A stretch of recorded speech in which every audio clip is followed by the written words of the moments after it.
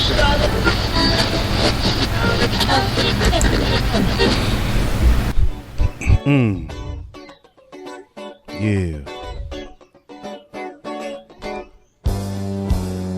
It's the What Up Doe, the What Up Doe, the What Up Doe show. What up, though, y'all? It is a Monday morning, and it is live on a Monday morning. It's your boy T. Wilson. Welcome to the What Up, Doe show. And just want to say, I had a busy weekend, a very interesting weekend, a lot of fun this weekend. Got to see a lot of people I hadn't seen in a long time. I had a chance to talk to some people I hadn't talked to in a long time, get reacquainted with an old friend from way back, not for a not so joyous occasion. We were reunited, but hopefully the best can come of that reuniting. So it's been a very interesting weekend. I hope you had a good weekend as well. And we're going to go ahead and move forward here. This morning I got a lot of birthdays, so let's go ahead and hop to it, all right? So I got Randy Miles, a.k.a. Juju. What's up, Randy Miles? An old friend of mine. That was like part of their family for a while. So happy birthday to Randy. Ronnie Legington. She is a makeup artist, very, very popular makeup artist here in Houston. Lisa Buchanan Andres, Vanessa Jones, a girl I went to school with a long time ago. We go way back. An old family friend, I was like part of their family as well. They actually kind of adopted me almost. It was my godfather, is her father, Renee Hoffler White. An old friend of mine, go way back. We were tight. We were running buddies back in the day. Mr. Herman Kern. We go way back to kids. I mean, it's a lot of good birthdays today, man. These some big ones today. Tony Morris, Kenyatta, Maya Williams, Sandra Martin, and last but not least, a close friend of the family, my niece's best friend. She's like a play niece of my own, the beautiful and talented Dana Harper. Happy birthday to all of y'all. And on that note, we got a lot to cover, so it's not a whole lot, but who knows what's going to happen. It's the What Up Though show. It's all spontaneous. It just happens. So let's go ahead and get this party started. I want to say big up to my boy Latone Hart real quick. He has a show called 730 Show. He put out a freestyle challenge. Some of you can recall last week, the episode of the week last week. My most popular episode last week was my answer to his freestyle challenge. And if you get a chance to listen to his show, I did post the episode onto the What Up Though show. He also answered my answer, so to speak. He did post his response to my freestyle challenge post and put the challenge back into my hands. So look for that this week. I will be coming back at him. I think round one was pretty much a lopsided victory for the What Up Though show, but we'll address that later. So it continues, so look out for that. Oh yeah, it ain't over. It ain't over. And also I want to say, for those out there that didn't burn their jerseys, your jersey, your throwback jersey, is now valid again because LeBron has decided to go with number 23 one more time. He was debating between 6 and 23, and he sent out a tweet yesterday that says, and I quote, 23 it is. It's only right I go back. 2 times 3 equals 6. We still family 6. Hashtag home team. Hashtag strive for greatness. And then he posted an Instagram picture with him wearing the Irish 23 in high school, holding his Cleveland jersey at the draft, and then also a picture of him later on as a Cavalier on the floor in the Cavs 23. So congratulations if you held on to that jersey. It is once again valid. Also in the NBA, elsewhere in the NBA, Byron Scott looks like he has accepted the position of head coach in Los Angeles. So I'm curious to see how he and Kobe Bryant will get along. Kobe has a little respect for Byron, so it might work out. But we'll see how it goes. But yes, Kobe Bryant and Byron Scott will be reunited. They have been together before when Brian Scott was an assistant there. So there's some respect there, and I'm curious to see how that works. This is likely Kobe's last coach, so hopefully it works out. I don't think they get in the ring, but hopefully it ends respectable. Let's get on to some What Up Though news, man. Enid, Oklahoma. A woman wasn't satisfied with the purity of her methamphetamine, so she decided to do something about it. Lynette Ray Sampson took a course of action that could end up being her demise.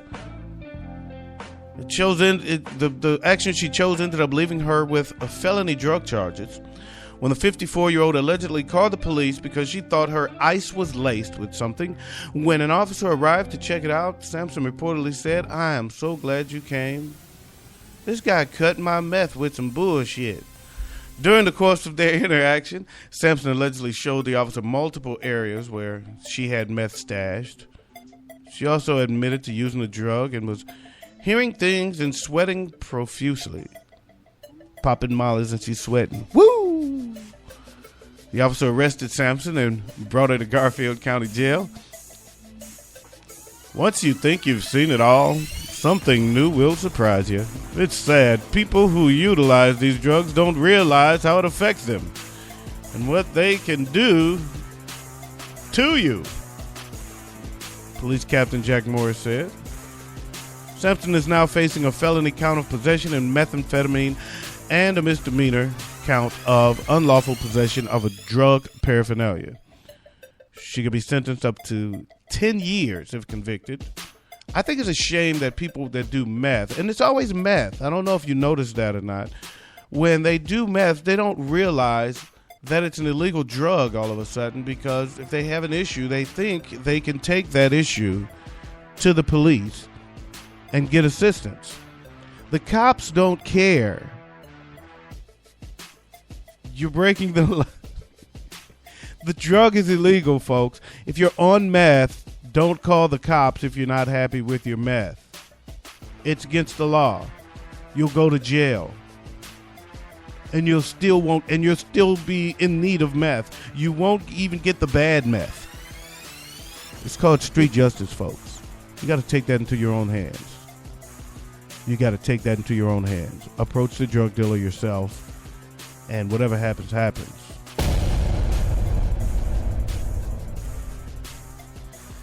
In Montreal, Canadian police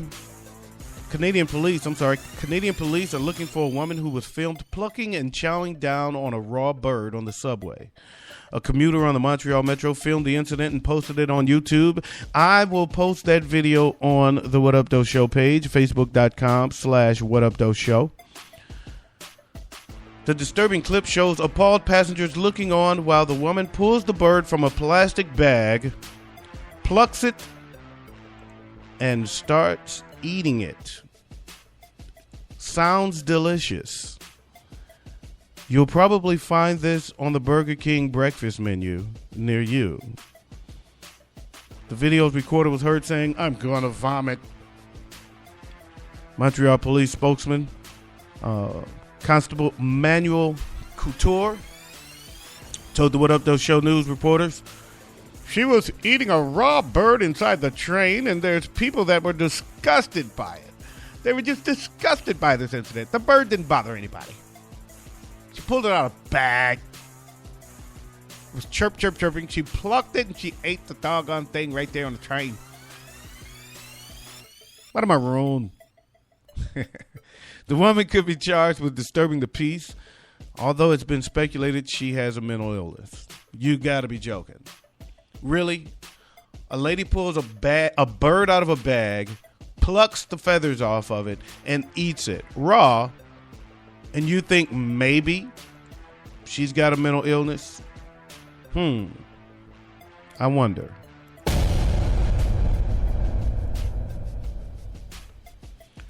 In Denver, Colorado, Colorado being a state where recreational use of marijuana has been legalized. A man made it very easy for law enforcement officials to earn their paychecks after allegedly robbing a bank while wearing a shirt with his name on it. Good job there, JD.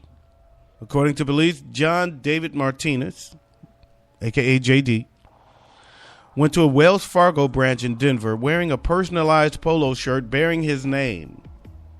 This is a sticker. My name's John David Martinez. You can call me JD. Give me all the money. Well, shoot. The suspect approached the teller and said, "This is a robbery. Give me the money. And don't read my shirt. Damn it. Don't you dare read my shirt." To make it even easier for police, the suspect also allegedly drove his own Honda to the bank, so investigators were able to use the license plate to track down Martinez. This guy is like amateur times 1.5. Officers showed his DMV photo to a bank employee. "That's him. He's the one who robbed the bank this morning." The employee said. And that was a guy. "That's him. He sounded like that. He's the one that robbed the bank this morning." After an investigation that took all of about 5 hours, Martinez was arrested. While he was in custody, Martinez reportedly said he had told his wife that he had borrowed the money and did not tell her that he had robbed the bank. I guess he was trying to protect her, which tells me she knew all about it. The 68-year-old was booked into jail in Denver on investigation of felony robbery involving $20,000 or more. Now, let me ask you this. If you're 68 years old, what makes you decide to go rob a bank for your first time? Because by 68, you should be so good at robbing banks that you know better than to wear a shirt with your name on it and drive your own vehicle with your plate easily exposed and deciphered. Don't make it so easy for cops. I say the same thing about people when I teach my kids things. I'm not trying to teach kids that all black men are robbers, and the hood is so dangerous. But you don't want to make it easy for the criminals that are there, because they do exist. Make it hard for the criminals to get you. Okay? Don't make it easy for them. Don't be an easy target. Same for you. If you want to be a criminal, don't make it easy for the cops. Make them work for it. Give them something to investigate. That's why they take the job. They like the hunt. They like the challenge of trying to figure out the crime. Don't be the one that they laugh at. Don't be the one that makes it so easy. Then again, who cares? You're a criminal. He's also being charged with felonious dumbasseness.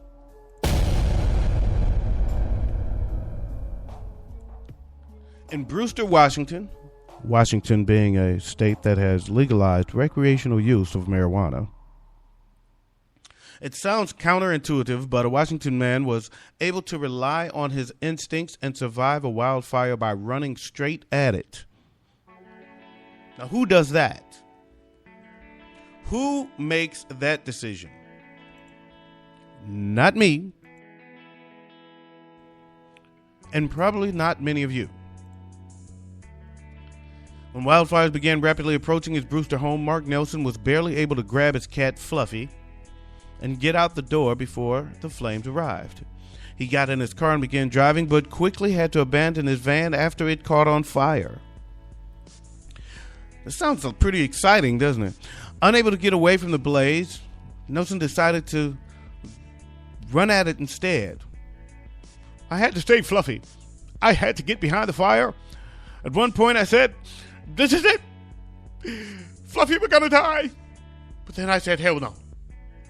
We got to keep moving, Fluffy. Come on, Fluffy. The 60-year-old man grabbed Fluffy and ran at the flames. And right before approaching the flames, he dropped to the ground at the last second to allow them to pass over him. Nelson lost his home, but he is okay, and Fluffy is as well. He did sustain burns on his hand, side, and legs. I make fun of that, but man, that is a fantastic story. Every now and then, the What Up Doe News presents us with a story that is actually kind of fascinating. To me, that is very fascinating, and I'm very glad that he made it okay. I'm sorry the man lost his home. I know that's a very serious thing, and that's a serious loss, and I'm sure that makes life inconvenient for him, but at least he is alive to be inconvenienced, because that could have gotten a lot worse. And by the sound of things, it almost did. So thank God for that, and congratulations to him and his family. And I'm sure, I'm sure that there's some things that's going to be looked at in wrong fashion, because that he lost his home, and I'm sure he lost a lot within that. But thank God you're alive, man. That is to me a very heroic and awesome story. And I feel good about Fluffy too, because Fluffy was almost Chinese food.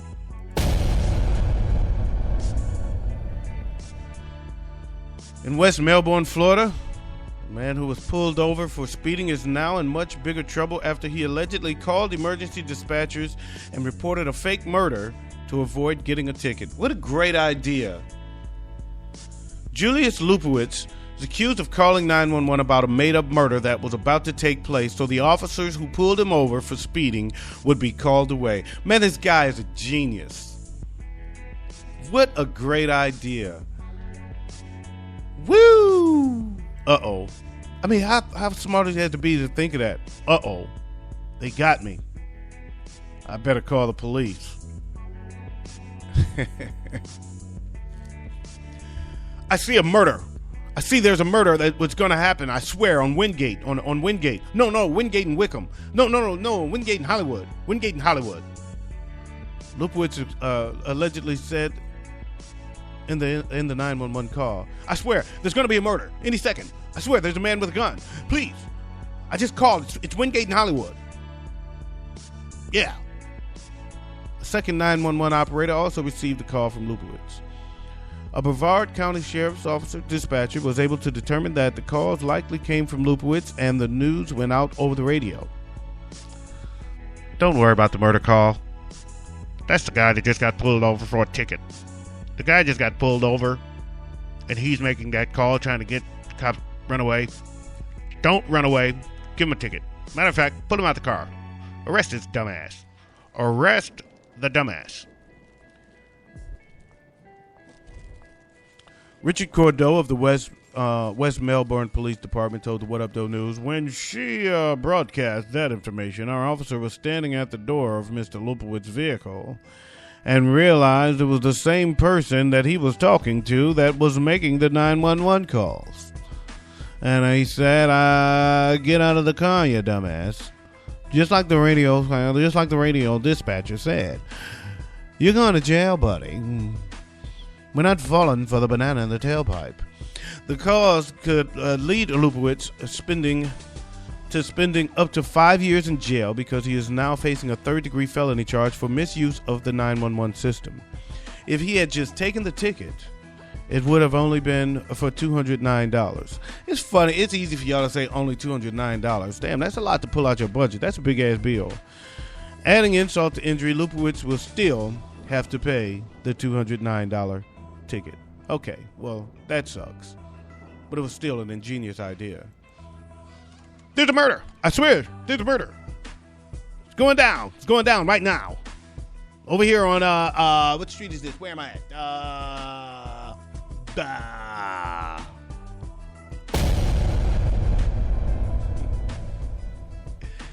It is now time for your Netflix movie review. All right, I do the Netflix movie review very different now. I'll speed them up because I don't like it anymore. So we're going to figure out a better way to do it. Until then, I'm just going to say I saw a movie called Guilt Trip. Pretty funny film. Very good. It's a good family film, although there is some profanity in it. It's still a nice, fun film about a guy and his mother, and they take a little trip and blah, blah, blah. Not a great movie, but a good movie and pretty funny. I gave it a 3. It's a soft 3, but it's a 3. It's a good film. I enjoyed it. So the name of the movie is Guilt Trip. You can stream it on Netflix. Check it out if you get a chance. And that's my Netflix movie review. See how easy that was? It was nice and easy and fast.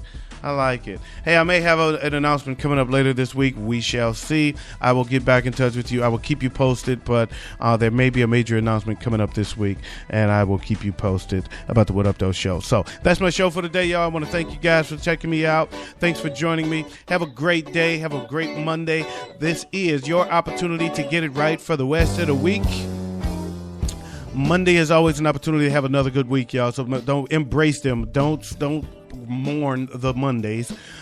Just make sure that you embrace it, and make sure you know that it is an opportunity for you to get it right one more again. I want to say big up to my boy Latone Hart. You can hear his show. It's called the 7:30 Show. You can hear it. It's also broadcast live on Spreaker once a week. He can also be heard on iTunes, the 7:30 Show. Great show, very entertaining show. His freestyle challenge was not as good as mine, but his show is very funny. Also, big up to my boy Miles Perkins. He has a book called Sex Education, The Erotic Secrets of a School Teacher. It can be found on Amazon.com. It doesn't broadcast. He doesn't broadcast the book. Also, I want to say big up to my girl Shannon. I think she's listening. I sent her the link. She said she was going to listen this morning. Her brother, a very close friend of mine. Their whole family very close to me, by the way. And I just want to pause for 1 second here. The family is very close to me, and I was very close to her brother, and her mother. She lost her mother less than a year ago, and lost her brother to cancer over the weekend. And I'm very sorry to hear that. It's very disheartening for me. Very hard to accept. So rest in peace, Sean and Shannon. We love you, and we wish you the best, and we got your back on this. So if you ever need us for anything, you make sure you call us. And on that note, I just want to say have a great weekend. Peace out, press the crease out, keep the police out while I bust his niece out, and I'm out of here like last year.